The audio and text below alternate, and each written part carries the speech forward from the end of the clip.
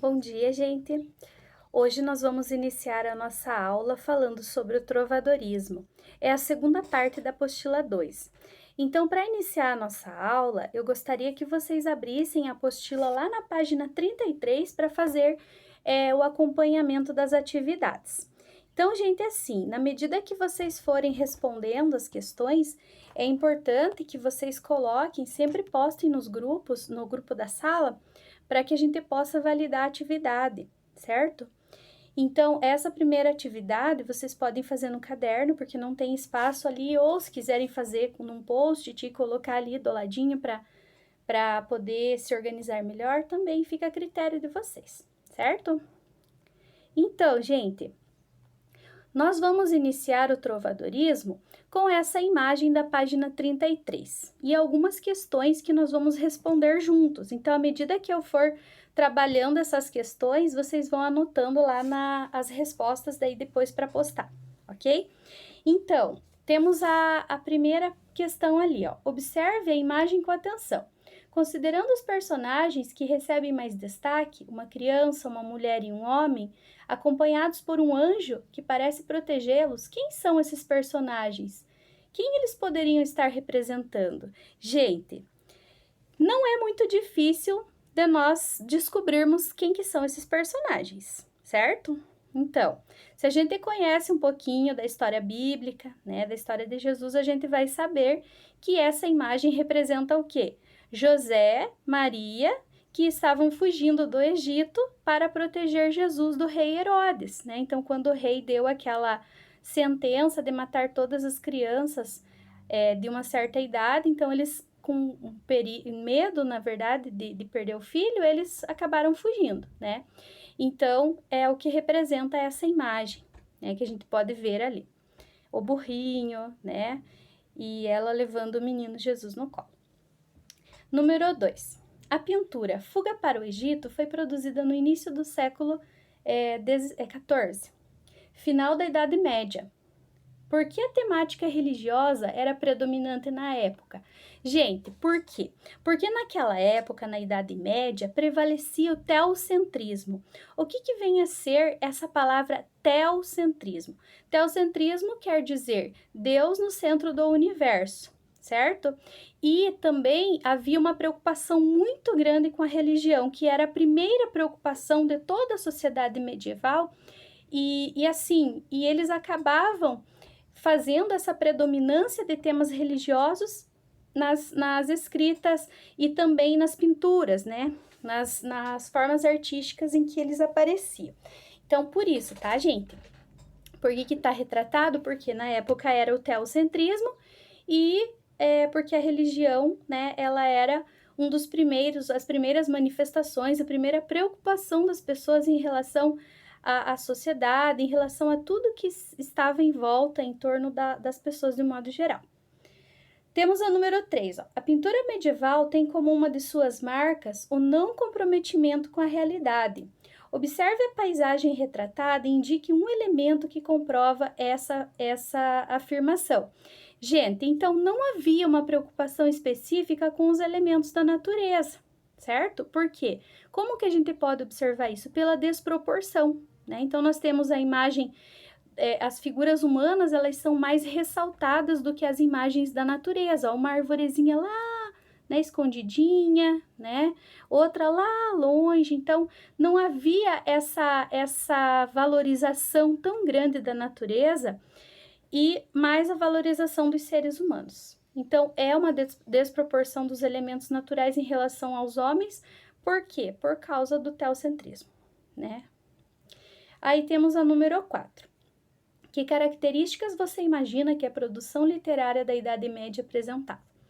Então, gente, por essa imagem, nós já vamos perceber que vai ser tratado de temas religiosos, né, que a gente vai poder encontrar nas produções literárias do trovadorismo. Nós podemos também, trova. O que é uma trova? É uma poesia em forma de música, uma conversa, né? Os trovadores, lá quando a gente pensa em trovadores, se você for procurar, você vai encontrar os repentes, que são muito parecidos, então a gente também vai ver isso. Os jograis também têm raiz do trovadorismo, né? Então, são várias manifestações artísticas que vão girar em torno dessa escola literária super importante que nós vamos iniciar agora. Gente, lá na página 34, nós temos um poema, né, que é o poema da Cecília Meirelles. Mas, professora, trovadorismo, Cecília Meirelles participou do trovadorismo? Claro que não, né? Por quê? Porque a Cecília Meirelles, ela é bem contemporânea, né? E ela, na verdade, o que tem a ver a relação do poema dela com o trovadorismo, tá? Por que foi utilizado esse poema como abertura do trovadorismo? Por quê? Porque ela tem uma proximidade com o trovadorismo por causa da forma como é escrito o poema, né? A métrica desse poema, né? Geralmente são versos de 7 sílabas poéticas, que é a redondilha maior. Lá no trovadorismo a gente vai ver que geralmente são com 5 sílabas poéticas. Tem ali uma repetição de palavras, sugerindo uma rima, né? Também, que é bem comum para a época. Então, gente, o nome do poema é Canção. Então, vamos acompanhar a leitura. Eu leio daqui, vocês leem de lá, ok? Não te fiz do tempo nem da eternidade, que as nuvens me puxam pelos vestidos, que os ventos me arrastam contra o meu desejo. Apressa-te, amor, que amanhã eu morro. Que amanhã morro e não te vejo. Não demores tão longe em lugar tão secreto, nácar de silêncio que o mar comprime. O lábio, limite do instante absoluto, apressa-te, amor, que amanhã eu morro. Que amanhã eu morro e não te escuto. Aparece-me agora que ainda reconheço a anêmona aberta na tua face, e em redor dos muros o vento inimigo. Apressa-te, amor, que amanhã eu morro. E amanhã eu morro e eu não te vejo. Não te digo aqui. Então, gente, ó, não te vejo, não te escuto, não te digo. Nós temos aqui um paralelismo. Por quê?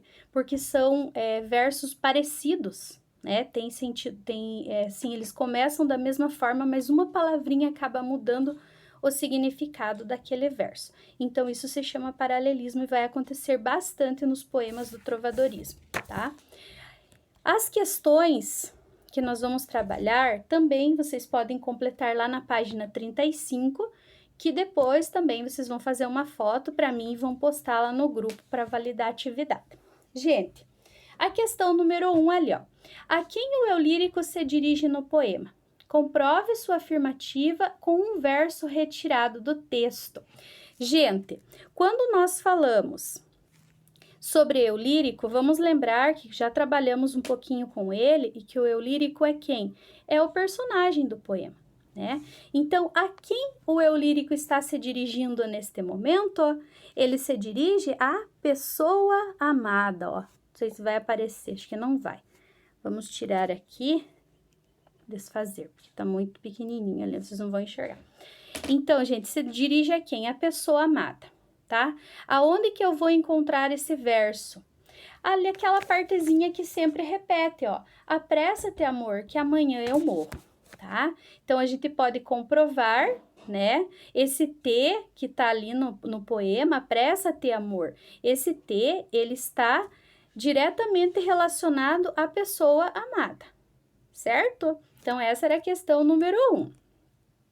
A questão número 2, o eu lírico busca ao longo do poema convencer a pessoa amada a ficar próxima dele. Que argumento principal utiliza para alcançar o seu objetivo? Então, gente, qual é esse argumento? Esse argumento é que ele não deve confiar no tempo, certo? Por quê? Porque a morte, ela vai chegar, né? Ela chega e não é mais possível vê-lo ou escutá-lo, certo? Então, por isso que ele coloca ali, ó, que ele tenta convencer a pessoa amada a ficar próxima dele. Por quê? Porque um dia a morte vai chegar e então, né, eu não vou mais ter a pessoa ali para eu poder ver a hora que eu quiser, para eu poder ouvir a hora que eu quiser, certo? Então, essa é a questão 2. Na questão 3, nós temos, não há no poema uma descrição objetiva do espaço, né? Então, nós não temos uma identificação específica, mas há pistas que indicam que o espaço Em que espaço o ser amado se esconde? Que espaço seria esse? Então, gente, mesmo não aparecendo o espaço, nós podemos ter aqui o que, ó? O espaço marinho, né? O espaço marinho que aparece quando ele fala em anêmonas, né? Quando ele fala em a outra palavrinha que ele coloca ali, nácar, né? Nácar significa conchas, né? Então, a gente pode dizer que o espaço que ele está ali é o espaço marinho. Na questão 4, nós temos ali, ó, no poema, há estruturas que se repetem em todas as estrofes. Quais são essas estruturas? Gente, quais são essas estruturas que se repetem? Aquilo que eu já falei para vocês, né? Cada estrofe, que ela está composta, nesse caso, por 5 versos, elas apresentam rimas. Aonde que estão essas rimas? No terceiro e no quinto versos. E nos últimos versos de cada estrofe, né? Muda apenas a última palavra de estrofe para estrofe. Então, aquela parte lá que eu falei para vocês, ó. Amanhã eu morro e não te vejo, amanhã eu morro e não te escuto, amanhã eu morro e não te digo. Aí nós temos as rimas que aparecem na terceira e na quinta, né? Ó, desejo com vejo, absoluto com escuto e inimigo com digo, certo? Então, essa é a resposta da questão número 4. Na questão número 5, a resposta é pessoal. Você conhece outros poemas em que há repetição de alguns versos? Quais? Então, aqui, gente, eu quero que vocês coloquem, né? Por quê? Porque é a resposta pessoal, cada um vai escrever se conhece, se não conhece. Se fosse para eu escrever, eu poderia, né, citar vários poemas. Vocês também, por quê? Porque nesse tempo de vida escolar que vocês estão tendo, vocês já tiveram contato com vários tipos de poema, né? Então, a gente consegue organizar e identificar esses poemas. Então, coloquem aí bem direitinho que essa resposta é pessoal. Na questão número 6, nós temos o seguinte, ó. Na Idade Média Europeia, muitos poemas eram escritos na forma de cantigas. Grifem essa palavrinha, gente, cantigas, que ela é uma palavra muito importante, nós vamos ouvir muito essa palavra a partir de agora, para serem recitados com acompanhamento musical. A temática era amorosa, havia intensificação dos sentimentos. Você identifica no poema de Cecília Meirelles, escrita no século XX, alguns desses elementos quais? Então, gente, essa parte aqui, como eu falei para vocês no início, antes de começar a leitura do poema, existe uma relação não muito grande, mas uma relação que faz com que a gente pense um pouquinho no trovadorismo com esse poema. Por quê? O próprio título do poema, né? Quando ele fala, ó, canção, ele está dialogando com a musicalidade, né? Nós temos a presença de um refrão que se repete, aquele paralelismo que eu falei para vocês, né? Então, tudo isso vai estar voltado a esse sentimento, a essa emoção que os poemas do trovadorismo vão trazer para a gente, inclusive as temáticas, né? Nesse caso, nós temos a temática amorosa exacerbada, né? O que significa exacerbada? Exagerada, né? Que a chegada da morte se não houver a presença do amado, ou seja, se você não ter essa pessoa do teu lado, você vai, né, vai morrer. Então, o eu lírico, ele sempre traz essa ideia desse amor exacerbado, tão exagerado, né? Que às vezes pode causar sofrimento, certo? Então, gente, vocês fazem lá as questões, né, a página 35 e a página 33, e mandem uma fotinho lá no grupo para a gente poder validar a atividade, ok?